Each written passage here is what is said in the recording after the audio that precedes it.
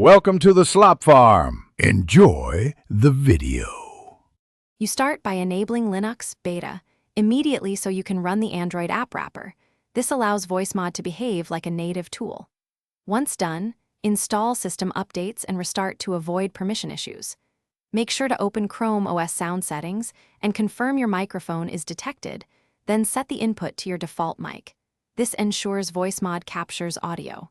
You do this now because permissions and drivers are the common blockers for the next steps.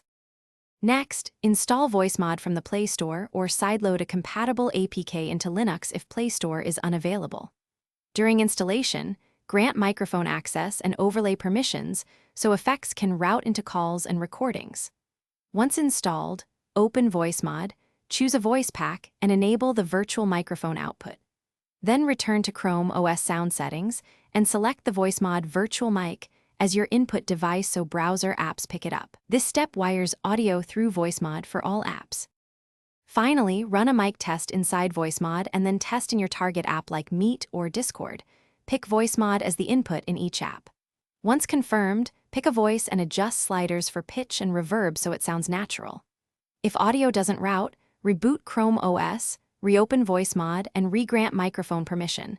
This fixes most permission or driver glitches. If the virtual mic vanishes, reinstall Voicemod or toggle Linux Beta off and on. Thanks for watching. Consider subscribing if we helped you today.